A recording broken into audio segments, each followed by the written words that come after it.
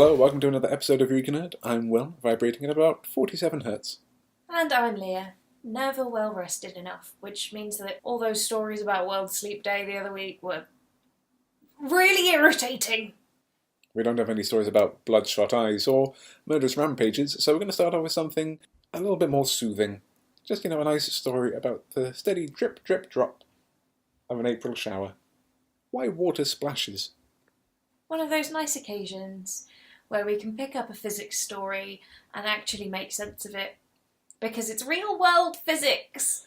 Things that actually happen in front of your eyes. Like, a little dribble of tea comes out of your cup and lands, splashing out. Apparently, this is because tiny, tiny layers of air get caught under the liquid as it falls and causes a splashing behaviour. Now, you might be thinking, oh, splashes, that's a bit mundane, really. It's a bit run-of-the-mill. Everyone's seen one of those. But the scientists working at the University of Warwick have been modelling this on a very, very small scale. They're looking at microscopic layers of air, 50 times smaller than the breadth of a human hair, that's trapped between the liquid as it's approaching a solid surface. And they describe this scale comparable to a 1 centimetre layer of air stopping a tsunami wave spreading across a beach, which is a bit much.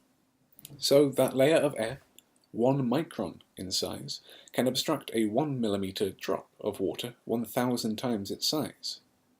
And Dr. Sprittles, a name that itself even sounds like a water filter, explaining that what happens to this minuscule layer of air during the superfast action has required the developing of a new theory, capturing microscopic dynamics, factoring in different physical conditions such as liquid viscosity and air pressure, to predict whether the splash will or will not splash.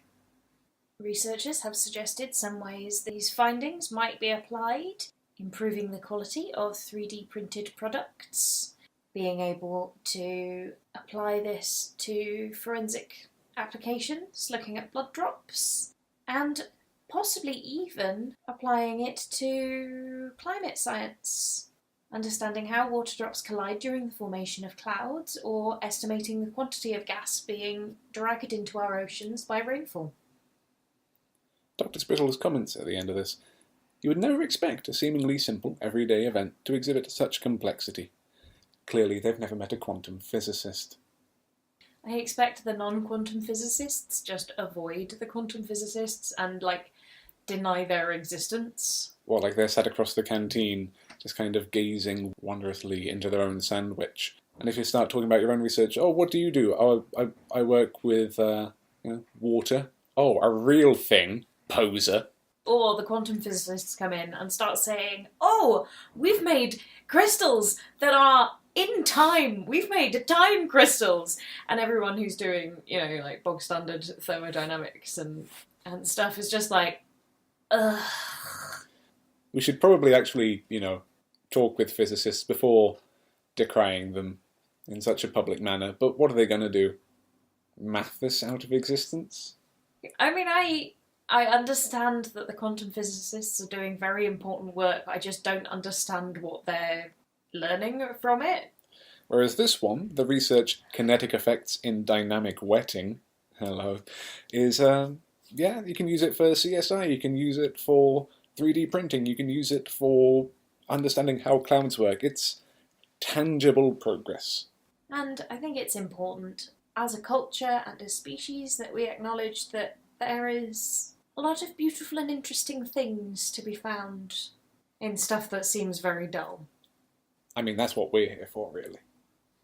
Speaking of dull stuff, what was your favourite class at school? The ones where I didn't have to finish my work? Actually, that was all of them. I remember my favourite classes were science, of course. My least favourite were English, because my English teacher, not so well equipped to lead an English class. I did have to help her out with spelling sometimes. That's awkward. That's extremely awkward. But in her defence, the Linguistic Society of America have published a new guideline on spelling practices looking back at the self-organisation in spelling of English suffixes by Christian Berg at the University of Oldenburg and Mark Aronoff from Stony Brook University, trying to figure out just how English wound up being the mess that it is. Now, actually, I'm not sure how well this is going to work for your English teacher's defence, because what this study is finding is that actually the spelling of the English language is self-organising to a certain point in a way which makes certain spellings basically signpost the purpose of the word they appear in. The example they've particularly focused on is the suffix ous found in words like nervous and hazardous, which turn nouns like nerve and hazard into adjectives. Like a gerund. I learned about that when training to be an English teacher. I'd never heard about them before. Thanks, Miss. So the significant thing about this OUS letter sequence is that historically these endings have been spelled OSE, OWS, IS, OWSE, YS, ES, OUSE, US and OUS, but these particular words like nervous and hazardous, this category, have all over time converged on the OUS spelling, where other words which end in the same sound but aren't adjectives never use that ending. For example, service, genius or menace. And the authors do note that no one is or was in charge of English spelling, as opposed to countries like Italy, France and Israel, where national academies oversee the written language. There is no English-speaking country that has a language academy, although reading the internet, you would think some people worked for it. There's always someone who feels like they've got to come in and correct your spelling, and I will admit that has been me. But mostly because if you're not spelling things right, that changes the meaning of what you're trying to communicate, and it doesn't actually help anyone out.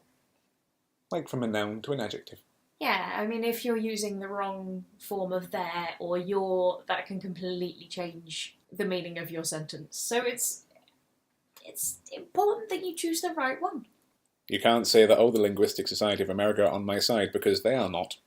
Although it does remind me of having to explain to a classroom full of Korean children that I was trying to teach English that no one invented English, contrary to Korean, which did have an author. I had to explain to them that, we started off with a language here on this island, and then through a series of sequential invasions in and out and colonizing and trading over a couple of thousand years, and what you end up with is something like the English that we have today, which I think was first spoken on the coasts of Spain. And they look to me and they say, "Teacher, English very strangey." Which is perfectly reasonable, because it is the maddest in a world of slightly mad languages. Another thing that is ever so slightly odd, but also kind of delightful, is research from the Medical College of Georgia at Augusta University, wiggling mice. Very specifically, it has been wiggling fat mice. Doctors Alexis M. Stranahan and Megan E. McGee-Lawrence have been investigating... You can say jiggling. Have been investigating the effect of whole body vibration by comparison to light walking exercise on a treadmill for its effects on body fat, insulin resistance, and muscle and bone strength, modelling these things in fat mice. Now, these are probably the kinds of machines that if you have been to a gym recently, they are going to be quite familiar. These kind of wobbling trundle plates that you stand on or do different poses on. They'll shake the fat right out of you. They used to be those belts that you'd strap around yourselves and then get waggled at. They're finding that by jiggling a mouse, tubby little squeaker, for 20 minutes daily for 3 months on the treadmill or on the vibrating platform, that has reduced fat deposits in the abdominal region, where it's associated with all the visceral defects like in the heart and general health and the liver, and it's also helped strengthen the bones by increasing circulating levels of osteocalcin, which in turn leads to bone-producing cells called osteoblasts going around and strengthening bones, repairing damage, and altogether leading to a healthier mouse than one left unwiggled. And they've found, in fact, that the shaking and the light treadmill exercise, they specifically mention that distance they chose for the treadmill mice was 2.5 miles, which would be a complete non-issue of a distance for a healthy, thinner mouse who would run up to 6 miles a day without even noticing, really.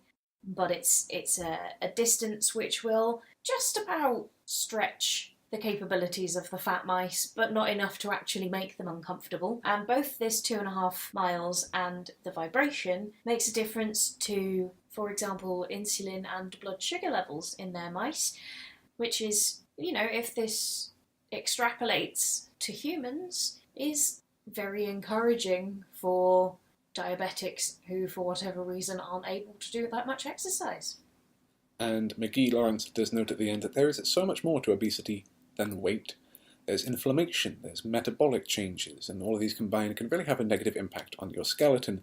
And looking at fracture risk, for example, in people with type 2 diabetes, they have an increased fracture risk. That means that there's something going on where you are impacting the quality or the amount of bone.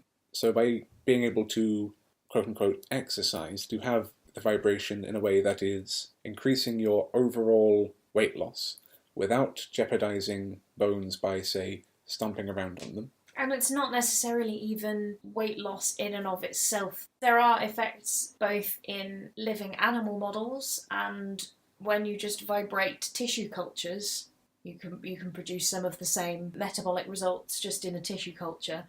In case you were worrying about the well-being of the mice, it is specifically noticed that the mice did not seem to mind when their cages were placed on the vibrating platform. They were still able to move around their usual cages freely, and levels of the rodent form of stress hormone cortisol did not increase. Something else, which is really, really good for you, is getting a good night's sleep, apparently. Psychologists at the University of Warwick have analysed the link between sleep and mental and physical well-being in households across the UK and have concluded that improving your sleep quality is as good for your health and happiness as winning £200,000 on the lottery. Like 1 million, way too much. 25 quid on the pool was, who cares? £200,000 is a nice little, that's a sweet point in the middle. It's a life-changing amount of money, but not enough to completely disrupt your way of life. So this comes from Dr. Nicole Tan in the Department of Psychology, who issued a general health questionnaire, which is, an assessment of just, well-being and healthiness, and found that people surveyed who reported positive improved sleep scored a 2-point change in the GHQ, General Health Questionnaire, a result comparable to those recorded from patients completing an 8-week program of mindfulness cognitive therapy designed to improve their own psychological well-being. I'm not sure if that says more about the value of a good night's sleep, or more about the waste of 8 weeks in attending a mindfulness-based camp, when you could feel just as good having a nice nap. The difference is, are you able to have a nice nap? As may have been suggested when we introduced ourselves, I do not sleep well. I sleep a lot, but I don't sleep well. And would I prefer a good night's sleep or £200,000? Have you ever had a good night's sleep? I mean... Have you ever had £200,000? I have had neither of those things. I think £200,000 might help me sleep better. So if we're promoting that as a public health value, I would like to say right now that if Jeremy Hunt, Health Secretary, would like to improve public health by giving me £200,000 so I can have a good night's sleep, just email us at eurekanerdcast@gmail.com. and I will give you my bank details to transfer that across to me. Thanks, Jez. Well, here's the thing. I'm looking through this and I'm noting, is there a control? They've seen that people feel quite good having a nice nap. But did they give anyone £200,000? Because if not, then they really need to do that. And again, email us at eurekanerdcast@gmail.com to wire that money straight into our account, and we'll let you know how much happier we are. The next story is about the shape of the human nose. You might have noticed, looking at a variety of human faces, that human noses are quite variable, and some of those variations seem to correlate with our genetic background. So that might also come from a perspective of geographic distribution. Yes, if you have noticed that people whose ancestors came from Central Africa tend to have wider, flatter noses, and people whose ancestors came from the Mediterranean tend to have Bold, prominent, aquiline. All these words describe my own nose. his family are Italian, so you know exactly Mediterranean Mm-hmm. with the triangular profile The prominent proboscis. of the Roman nose.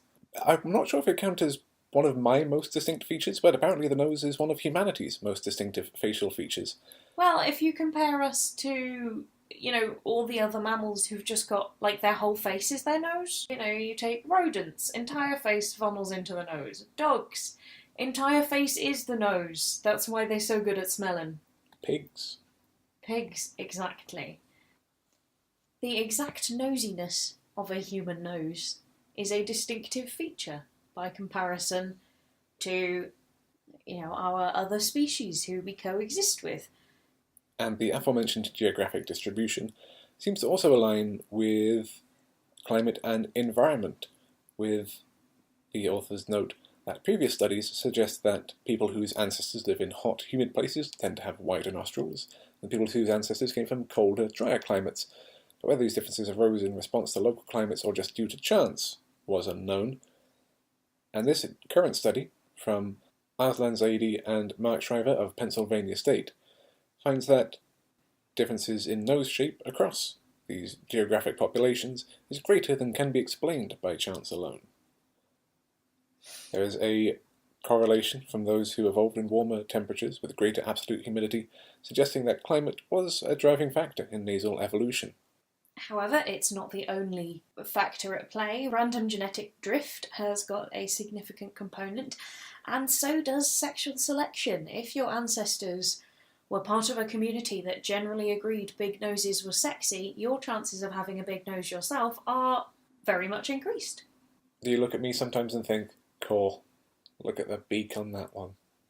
I'm usually distracted by something else. Thanks?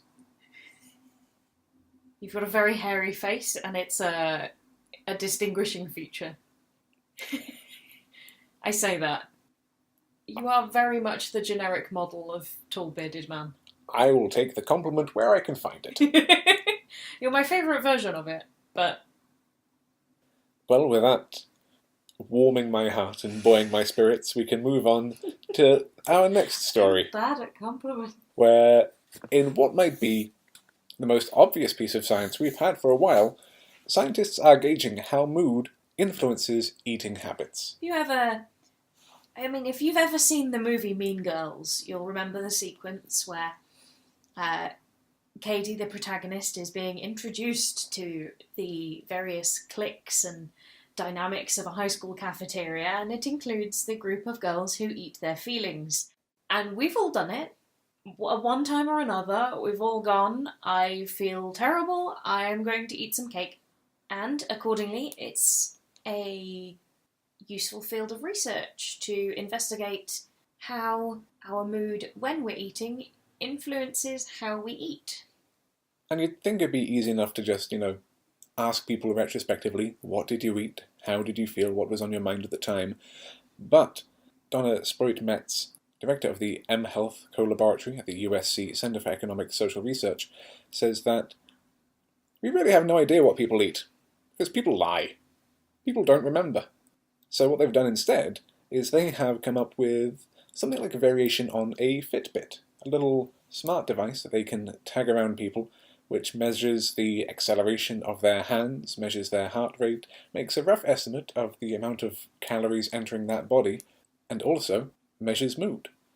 Alongside this, the households that they're studying, they have thoroughly bugged. There are beacons which the wrist-worn devices will ping to give them an idea of where in the house their participants are, and there are microphones set up to record the conversations that are going on while everyone's at dinner and get a sense of the mood of the room.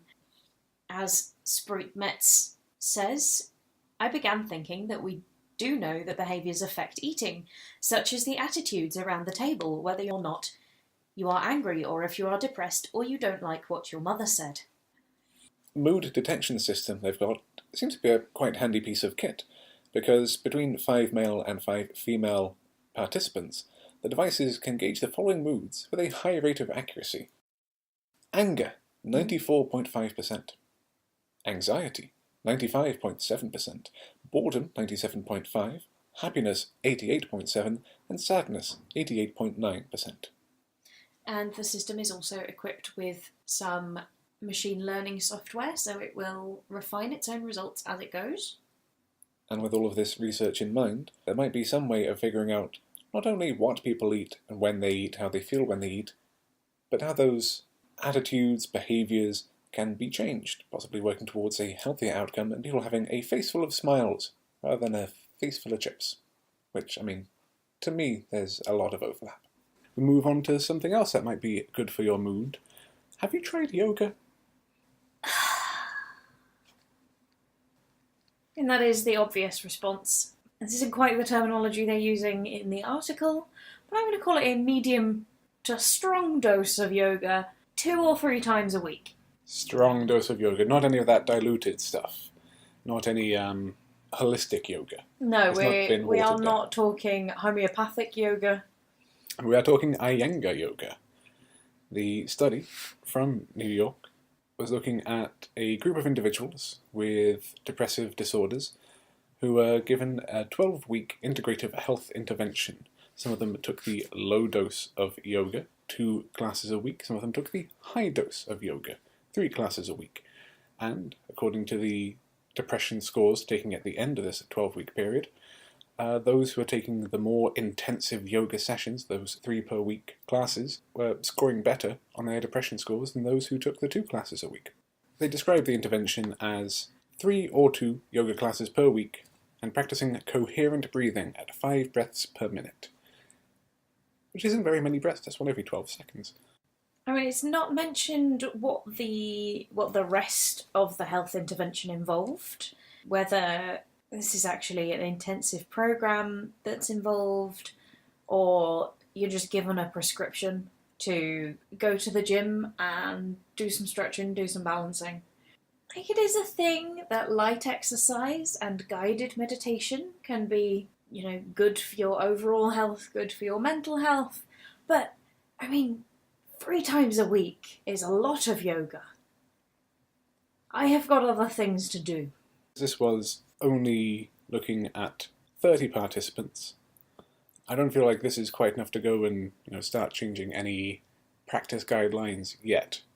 Editor-in-chief of the journal in which this is published, the Journal of Alternative and Complementary Medicine, says that the practical findings for this integrative health intervention is that it worked for participants who are both on and off antidepressant medications, and for those time-pressed, with 2 times per week dose, also performing well.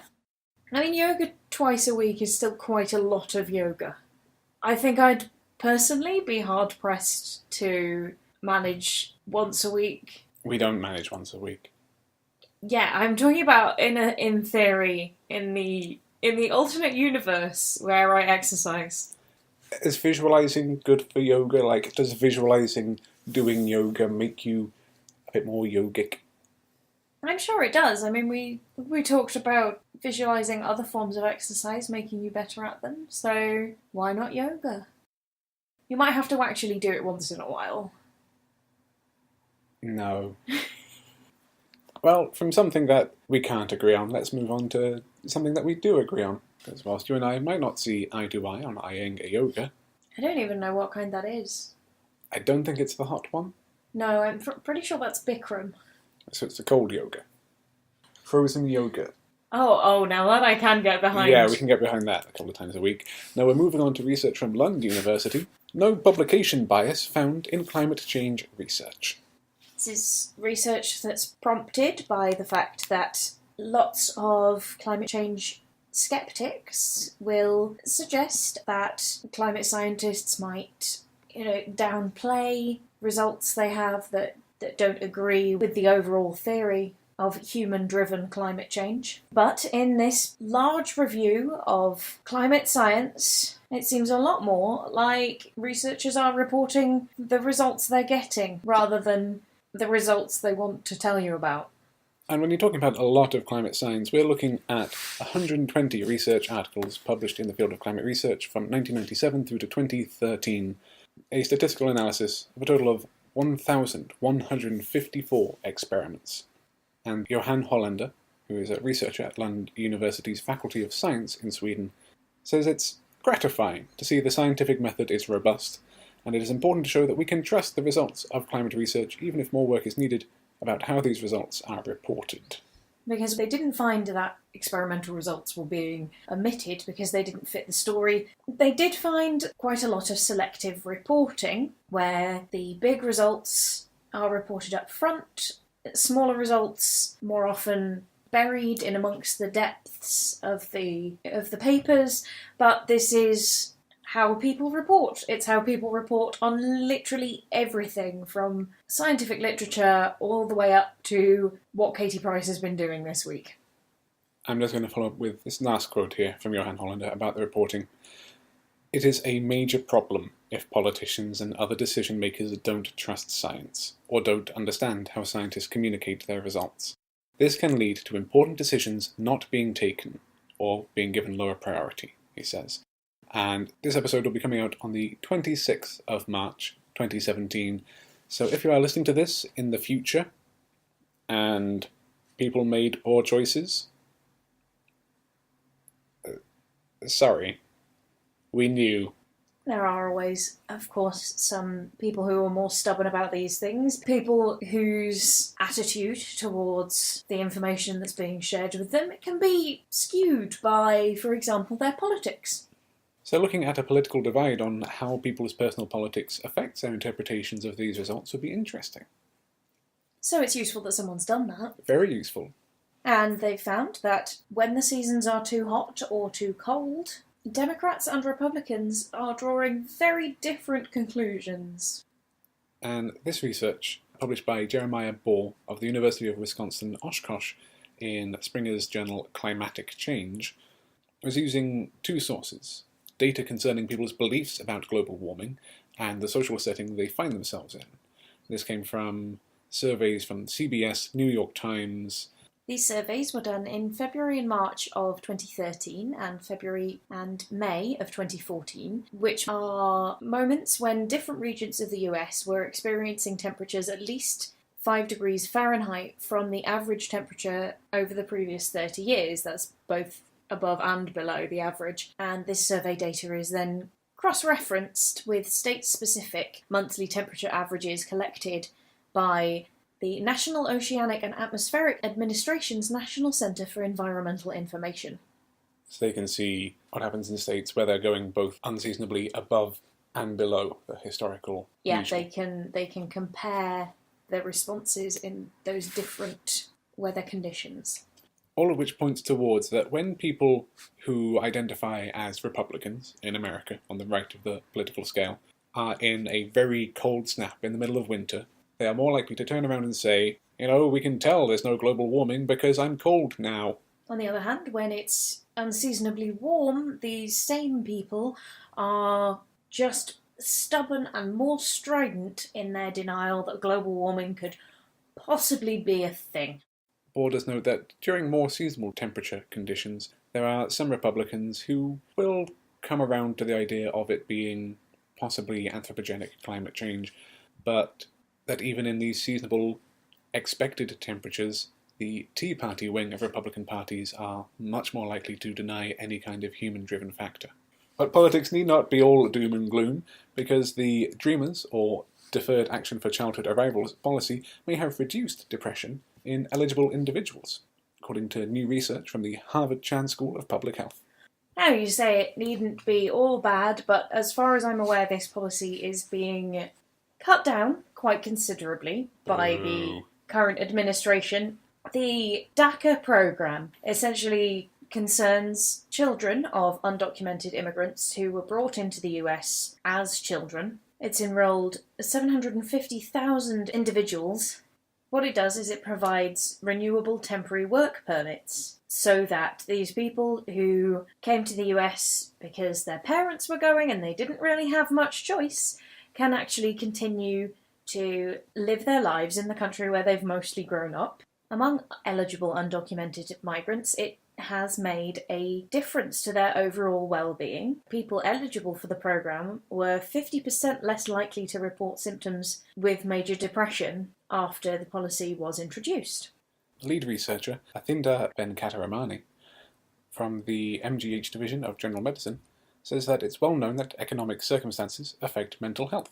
For example, if we were to have an extra $200,000, we might sleep well and be happy. £200,000 Oh, good was point. what was mentioned in the sleep one, and that's more than $200,000. The exchange rate will get you.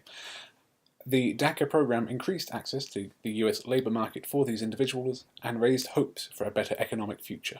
The large mental health benefits that we found likely reflect these positive changes. The researchers also note that as the surveys they conducted didn't directly ask for immigration status or enrolment for the DACA program, the estimates from their analysis probably understate the full impact of this on the mental health of people who were involved and people who were eligible for it. Let's hope that this is something that survives, thrives, and goes on to provide economic and mental health benefits to generation after generation of people seeking a better life. So to round things out, let's have a couple of just nice, fun things, nothing that might get political or... Conducting the Milgram experiment in Poland, psychologists showed people still obey. They what? They repeated the infamous Milgram experiment. Do you know the one? Yeah, I know the one. I did a whole AS level in psychology. If you're not aware of the Milgram experiment, this involved having participants apparently give electric shocks to a man who had openly disclosed that he had a heart condition. The electric shocks are administered remotely, and they can hear the apparent other participant, who was actually an actor, apparently in the next room, responding to the shocks. And about halfway, 2/3 of the way through the experiment, going, "Ah!" and then going very, very quiet. And one of the significant things I remember from learning about this experiment in my AS level psychology classes is that they would never get ethics clearance for that now. So, how? Well, they only did half a Milgram. They did not go for the full Milgram. What they've done here in the research, titled "Would You Deliver an Electric Shock in 2015?" is they have had people repeating that same experiment like you say. Someone is in another room, they are being told they are delivering an electric shock remotely. But they don't go for the full supposed lethality that comes with someone going quiet halfway through. And they do note that they are levels of electric shocks the participants believe they are administering are considerably lower than they were in the original experiment. All the same, the 80 participants, 40 men, 40 women, with an age range of 18 to 69, out of them 90% of the people were willing to go to the highest level of shock in the experiment. One difference they did note is that people were somewhat less willing to deliver a shock to a woman compared to a man. They've got a small sample, so they're not necessarily able to draw any conclusions from that. I can only imagine they've got so small a sample because if you've got 81 people, and suddenly the university starts asking, hey, why do you need this room and this buzzer and this soundtrack of someone going, ay, ay, ay, ay, ay, ay, ay. Well, I'm wondering if they're going to really follow through on replicating these, and Milgram himself carried out experiments in context of on campus at, I think it was Harvard where he was working at the time, with experimenters in white lab coats directing the experiment, and they carried them out in office buildings with experiments in blue lab coats, and found that obedience was a lot lower under those conditions because it doesn't look as, official and sciencey. Yeah, blue coats are just a little passé. Well, blue coats are a little bit more working class, I think, is probably the... To me, a blue coat sounds like a Butlins host. If they've got me delivering high-dose electric shocks in Butlins, then this is not the future I signed up for. It's all a bit Clive Owen, if you know what I mean. Let's move away from the scary implications of what people are willing to believe to something that I can't quite believe myself. Having athletic trainers can benefit young football organisations. Maybe. Maybe. It's anecdotal. It's very specifically an anecdotal report that youth football organisations might benefit from the presence of a certified athletic trainer. I mean, this is common sense.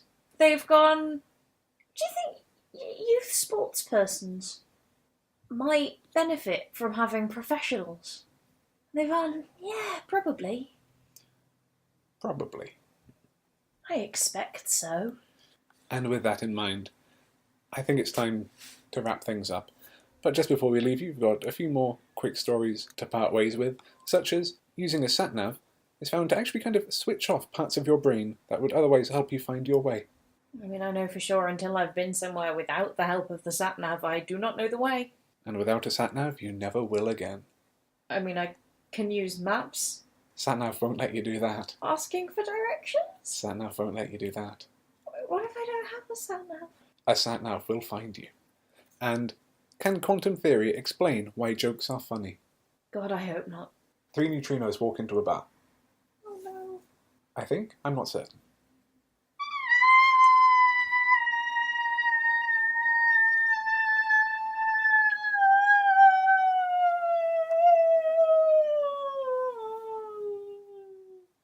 That sound means we've come to the end of our episode. So if you do have any thoughts, feelings, comments, you can find us on Twitter at EurekaNerdcast or email them to us at eurekanerdcast@gmail.com. That's eurekanerdcast@gmail.com. And remember, if you're enjoying the show, please tell your friends, give us likes, give us rates, Give us £200,000. give us reviews. Those are all really helpful. So until next time, bye-bye from me. And goodbye from me.